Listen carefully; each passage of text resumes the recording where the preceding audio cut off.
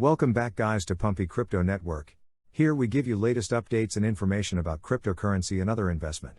In this video we're gonna check out all the latest news, all the latest updates, and I'll give you my opinions. Of course there's good stuff and there is some bad stuff. Let's jump into the first news, and that is Carbon Browser integrates Pi Network Wallet and Pi Coin, and in my opinion this is really great news for the Pi Network because I do like Carbon Browser and I think this is a really smart collaboration and smart partnership by both companies. So let's dig deeper and see what happens. So the first thing I want to talk about is this sentence. So Pi Network recently hit an impressive milestone, distributing 2.2 billion Pi coins to 3.3 million wallets globally. So remember this number, they have 3.3 million wallets. That's an average of almost 700 Pi per user. With Pi's innovative mind from your phone approach, it's amassed over 47 million members without spending a diamond on marketing. So from this sentence, what stands out? So the first thing, if they have 47 million active users, why is there only 3.3 million wallets?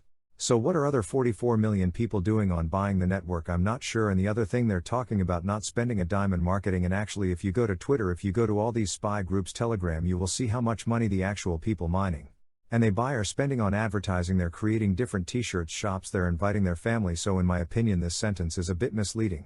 So legend, that's the good news. So as the fastest growing crypto browser with over 2 million active users, Carbon offers a full-fledged wallet as well as powerful decentralized app store where users can easily discover and interact with the decentralized applications. I think this is a really great browser, and I personally at the moment use Brave browser, but I plan to actually test out Carbon browser because I heard so many good things by listing the Pi Network decentralized app and supporting Pi currency. Carbon removes the barriers for the community to join the Pi revolution, and this is again a bit misleading because I believe that most of the people who join Pi, they can do it on the phone on Android or Apple, and I don't think there is a really big barrier for people to actually start mining Pi. But okay, why not? This is another way which is not bad. I'm not against it. Equally exciting, Carbon holders have a new way to utilize their balances, not to mention ambitious Pi users can earn more of the Carbon the token through Carbon generous referral program, which is again nothing new. You could have done it before Pi, before everything else, and with the Carbon's rapid growth and future pack browser integrated, Pi Network feels like strategic no-brainer. And I do agree, I think Carbon made a really smart move because if you check Pi Network's miners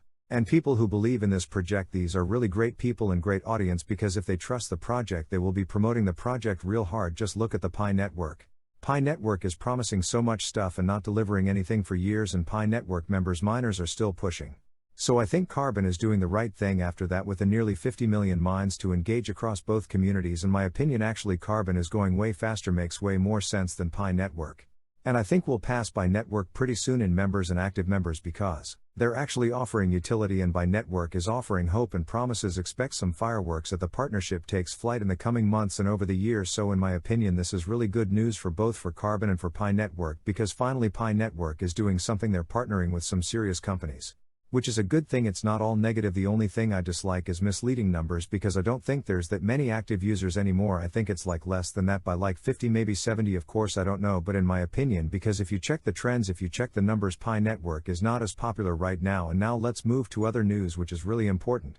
So the Pi Network mining rate declines, the formula explained, and this is actually again I would say a good thing because Pi Network finally revealed the formula. They showed how they calculate the hash rates.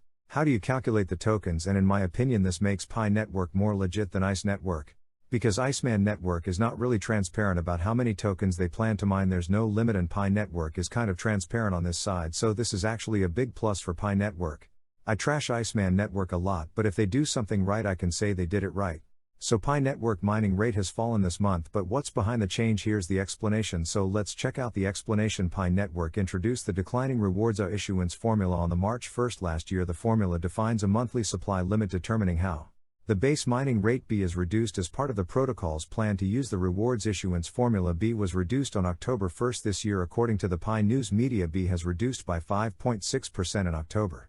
From this number to this number per hour, can see this post. And now let's check out actually what does the formula mean. So a B's monthly decrease occurs on the first day of each new month and remains consistent through the end of the month. So basically the new number, the new hash number, will be set first day of every month. It will continue to be adjusted based on the formula and decrease monthly in the future. Again, I think this really makes sense with this project and these tokenomics.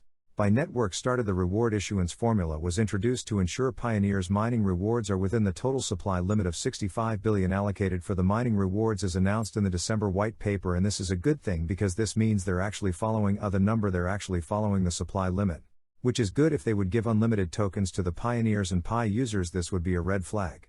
So I think this is a good thing, but they're actually limiting the supply, and there is a limit because they don't have a limit. They have lots of utility, they plan to do lots of things, but they don't have a limit, which is really bad for the token holders, and this limit is actually good for the token holders. You don't want unlimited amount of tokens, you want less of them, and you also want the mining to become harder and harder and harder, because this way your tokens get more and more valuable. So these were 2 updates about Pi Network. In my opinion, Carbon did pretty good partnership, and also it's great to see mine and grade going down for the token holders. And for the miners, because your tokens will be more valuable in the future. So guys, in the comments please leave your opinions. What do you think about these updates, and what do you think about Pi Network's future? Subscribe for more content about Pi Network and crypto. See you on the next one.